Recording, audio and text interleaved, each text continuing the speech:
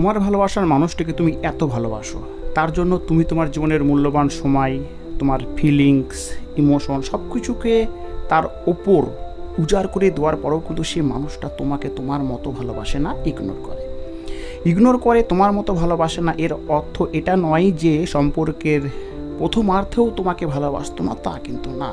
সম্পর্কের প্রথম থেকে সে তোমাকে প্রচণ্ড ভালোবাসতো, তুমি তাকে ভালোবাসতে না। তার তোমার প্রতি ভালোবাসা দেখেই কিন্তু তুমি তাকে ভালোবাসতে বাধ্য হয়েছো। দেন তুমি তোমার তরফ থেকে সে মানুষটিকে যখন প্রচণ্ড ভালোবেসেছো, সময়ের সঙ্গে সঙ্গে সে মানুষটি কিন্তু তোমাকে আর তোমার মতো ভালোবাসে না, ইম্পর্টেন্ট দেয় না, ইগনোর করে। তার কাছে তোমাকে সময় চাইতে হয়, তারপরেও সে তোমাকে সময় দেয় না। কেন সে তোমাকে ইগনোর করে, কেন ইম্পর্টেন্ট দেয় না, কেনই বা সময়ের সঙ্গে সঙ্গে সেই মানুষটার ভালোবাসা তোমার প্রতি কমে যায়? এই বিষয়ের ওপর আমি দুদিন আগে একটা ভিডিও এই চ্যানেলেই আপলোড করেছি এবং আমার এই ছোট্ট চ্যানেলে তোমরা সেই ভিডিওটির প্রতি যথেষ্টই ভালোবাসা দেখিয়েছো। সো আমি সেই ভিডিওটিরই আজকে পার্ট 2 তোমাদের সামনে প্রেজেন্ট করতে চলেছি, যে কেন এত ভালোবাসার পরও সে মানুষগুলো তোমাদেরকে ভালোবাসে না, ইম্পর্টেন্ট দেয় না, ইগনোর করে। কেন তাদের কাছ থেকে তোমাদেরকে ভালোবাসা চেয়ে নিতে হবে? একটা সময় সে মানুষটা তোমার পেছনে সর্বক্ষণ পড়ে থাকতো, তুমি তাকে পাত্তা দিতে না। সে মানুষটা তোমার পেছনে পড়ে থেকে থেকে তোমাকে ইমপ্রেস করে তোমাকে বুঝিয়েছে যে সে তোমাকে কতটা ভালোবাসে, তোমার জন্য সে সব কিছুই করতে পারে। তার এরূপ ভালোবাসা দেখার ফলেই কিন্তু তুমি সে মানুষটিকে ভালোবাসতে বাধ্য হয়েছো।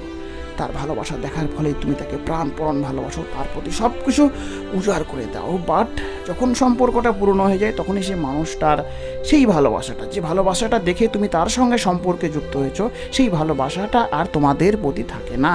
সে ইম্পর্টেন্ট দেয় না, নিজে থেকে তো ফোনই করে না, তোমাকেই ফোন করতে হয়। সব সময় ফোন করলেই যে সে ফোন রিসিভ করে তাও না, ব্যস্ততা দেখায়। তখন তোমার মনে প্রশ্ন কাজ করে, কেন এমনটা হয়? সেই তোমাকে ভালোবাসতো, সেই তোমার পেছনে পড়ে থাকতো। আজ কেন সে মানুষটার ইম্পর্টেন্ট আমার প্রতি কমে গেল? কেন তার সঙ্গে কথা বলার জন্য আমাকে ভিক্ষুকের নেই তার কাছে নিজেকে সমর্পণ করতে হয়? কেন তার সঙ্গে একটু কথা বলার জন্য তার কাছ থেকে আমাকে সময় ভিক্ষে করতে হয়? কেন তাকে এক নজর দেখার জন্য তার কাছে আমাকে কাকুতি মিনতি করতে হয়? সেও তো আমাকে ভালোবাসে। তবে কি তার ভালোবাসার মধ্যে সেই সত্যতা আর নেই? যেই সত্যতাকে নিয়ে সে আমার সঙ্গে সম্পর্কে এসেছিল, সেই সত্যতা কি সময়ের সঙ্গে সঙ্গে বিলীন হয়ে গেছে? তার কি আমার প্রতি ইন্টারেস্ট নষ্ট হয়ে গেছে? না সে অন্য কোনো সম্পর্কের মাঝে জড়িয়ে পড়েছে, না সে আমার সঙ্গে টাইম পাস করছে? এমনই বিবিধ প্রশ্ন কিন্তু আমাদের মনের মাঝে জন্ম নেয়। তো কেন তোমাদের এত ভালোবাসার পরও তার ইন্টারেস্ট তোমাদের প্রতি কমে যায়? কেনই বা সে তোমাদেরকে ইম্পর্টেন্ট দেয় না? কেনই বা সে তোমাকে ইগনোর করে? এই বিষয়ের ওপরই কিন্তু 2-4 কথা বলবো, যার উপর তোমরা বুঝে ফেলবে কেন তোমাদের সঙ্গে এরূপ ব্যবহার করার কারণ। তো ব্যাপার হচ্ছে, তুমি এবং তোমার বন্ধু উভয়ে পরিকল্পনা করলে যে হেলিকপ্টারে করে কোথাও যাবে। বাস সেই পরিকল্পনা মাফিক তোমরা উভয়ই হেলিকপ্টারে উঠে পড়লে। বাট এখানে তোমার বন্ধু শুধু 2 হাত পা সঙ্গে নিয়েই হেলিকপ্টারে উঠলো, আর তুমি কিন্তু তোমার সারা জীবনের জমায়েত পুঁজি, তুমি যে কষ্ট করে অর্থ উপার্জন করেছো, সেই অর্থকে সঙ্গে নিয়ে কিন্তু হেলিকপ্টারে উঠলে। তোমাদের যাত্রাপথ বেশ ভালো, একে অপরের সঙ্গে সুন্দর কথাবার্তার দ্বারা তোমরা কিন্তু তোমাদের যাত্রাপথ অতিক্রম করছো। কিছু দূর যাওয়ার পরে হেলিকপ্টারে যান্ত্রিক প্রবলেমের কারণে কিন্তু তোমরা চিন্তিত। হয়তো ভাবলে যে না, যে যান্ত্রিক প্রবলেমটা হয়েছে সেটা সলভ হয়ে যাবে। বাট সময়ের সঙ্গে সঙ্গে তোমরা দৃঢ় হয়ে গেলে যে এই যান্ত্রিক প্রবলেম কিন্তু সলভ হবে না। তোমরা শিওর যে হেলিকপ্টার যে কোনো মুহূর্তে বাস্ট করবে। সো তোমরা হেলিকপ্টার থেকে লাফ দিয়ে নিজেদের প্রাণ বাঁচাবে। তোমার বন্ধু কিন্তু তার গায়ে প্যারাশুটটা পরে কোনো দিকে না তাকিয়ে তোমাকে বললো যে বন্ধু প্যারাশুট পরে লাফ দিয়ে দে। দেন সে লাফ দিয়ে ফেলো, তুমি কিন্তু লাফ দিচ্ছ না। তার কারণ তোমার সঙ্গে তোমার সারা জীবনের জমায়েত পুঁজি, তুমি যে অর্থ উপার্জন করেছো সারা জীবনের কঠোর পরিশ্রম করে, সেগুলোকে সঙ্গে রেখেছো। তাই তোমার কথা হলো কি, আমি যে বাকি জীবনটা বাঁচবো, অর্থ ছাড়া তো বেঁচে সেই বাঁচার মধ্যে কোনো স্বাদ থাকবে না। তোমার কষ্টার্জিত অর্থ, তাকে তুমি ছাড়তে পারো? তাই তুমি কিন্তু অনেক ভাবছো যে আমি আমার জীবনের পাশাপাশি সেই কষ্ট করে উপার্জন অর্থকেও বাঁচাবো, যে জন্য কিন্তু তুমি আগে পিছিয়ে ভেবে ঠান্ডা মাথায় নিজেকে বাঁচানোর পাশাপাশি তোমার সেই অর্জিত অর্থকেও সঙ্গে নিয়ে কিন্তু লাভ দেবে, যেন তুমিও বাঁচো, তোমার অর্থও যেন বাঁচে। যার ফলে তুমি তোমার জীবনকে নিয়ে পরবর্তী সময়টিতে ভালো করে উপভোগ করতে পারবে না জীবনকে। এবার তোমার বন্ধুত্ব স্বপ্নে ভাবার কোনো প্রয়োজন নেই, সে শুধু 2 হাত পা সঙ্গে নিয়েই হেলিকপ্টারে উঠেছিল। এবার দেখো, তোমার এত ভাবনার পেছনে মূল কারণই হচ্ছে তোমার সেই পরিশ্রম, তোমার সেই কষ্টার্জিত অর্থ, যার জন্য কিন্তু তুমি একটু ভেবে চিনতে ডিসিশন নিচ্ছ। তোমার বন্ধু কিন্তু আগে পিছিয়ে কিছু না ভেবেই কিন্তু লাভ দিয়ে ফেলেছে। ব্যাপারটা বুঝছো?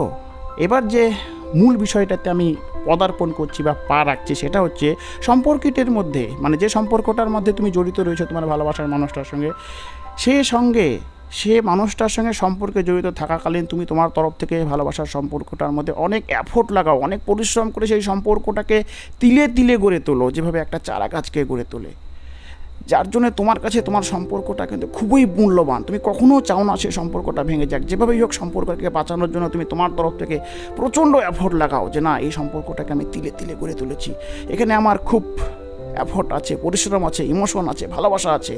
তোমার বন্ধু কিন্তু সেই বন্ধুর মতো তোমার পার্টনার কিন্তু সম্পর্কটার মধ্যে সেভাবে এফোর্ট লাগায়নি, সেভাবে ভালোবাসা দেয়নি, সেভাবে সময় স্পেন্ড করেনি, সেভাবে নিজের পবিত্রতম ভালোবাসাকে, ইমোশনকে সমর্পণ করেনি, যার জন্য এই সম্পর্কটা তার কাছে কিন্তু ততটা মূল্যবান না।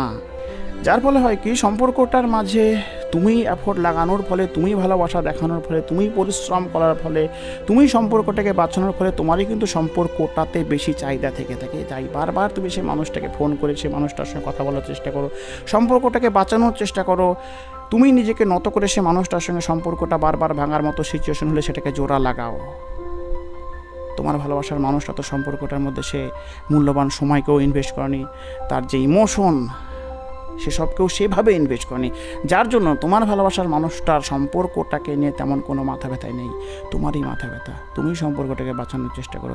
এর ফলে হয় কি, তুমি তোমার মানুষটা, ভালোবাসার মানুষটার কাছে কথা বলার জন্য, তার সঙ্গে একটু দেখা করার জন্য তোমার তরফ থেকেই বারবার রিকোয়েস্ট করো, আর সে মানুষটার তোমার প্রতি সেভাবে ইন্টারেস্ট থাকে না। কারণ হলো কি, সম্পর্কটার মাঝে সে তার মূল্যবান এফোর্ট তথা ইমোশন তথা ভালোবাসা কিছুই লাগায়নি।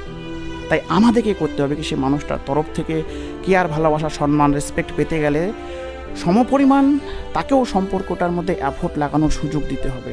তাকেও বলতে হবে যে ভালোবাসার সম্পর্কের মাঝে আমরা উভয়ই একটা সম্পর্ককে গড়ে তুলছি, তোমাকেও সমপরিমাণ এফোর্ট সম্পর্কটার মধ্যে লাগাতে হবে, সমপরিমাণ ইমোশন, সমপরিমাণ তার যে পবিত্রতম ভালোবাসা সেগুলোকে ইনভেস্ট করতে হবে, যার ফলে কিন্তু তোমার ভালোবাসার মানুষটাও এই সম্পর্কটার মূল্য বুঝবে। সেও বুঝতে পারবে সম্পর্কটা তার কাছেও খুবই ইম্পর্টেন্ট, সম্পর্কটা যেন ভেঙে না যায়। সেও তার তরফ থেকে সম্পর্কটাকে বাঁচানোর জন্য সর্বোত্তম চেষ্টা করবে, তোমাকে নিজে থেকে ফোন করবে, কেয়ার করবে, ভালোবাসবে। কেননা সে জানে যদি তোমার কাছ থেকে ভালোবাসা পেতে হয় তবে তাকেও ভালোবাসা দিতে হবে। আর যখন সম্পর্কটার মধ্যে সে কিছু না লাগিয়ে শুধু তুমি একতরফা লাগিয়ে যাবে, তার কাছে সম্পর্কটার মূল্য তেমনভাবে থাকবে না, তখনই কিন্তু তোমাকে সম্পর্কটার মধ্যে বারবার অবহেলিত হতে হবে, বারবার কষ্ট পেতে হবে, বারবার সে মানুষটার কাছ থেকেই ভালোবাসা পাওয়ার জন্য ভিক্ষুকে নেয় সেই মানুষটার কাছে নিজেকে সমর্পণ করতে হবে। যেভাবে যে দু বন্ধুর গল্পটা তোমাদেরকে বললাম, এক বন্ধু নিজের সমস্ত কিছুকে নিয়ে হেলিকপ্টারে উঠেছিল, সে তাই নিজের জীবনের সঙ্গে তার কষ্টার্জিত অর্থকে সে বাঁচানোর চেষ্টা করছে, আর অপর বন্ধু কোনো কিছু নিয়ে ওঠেনি, তাই সে কোনো কিছু না ভেবে লাভ দিয়েছে।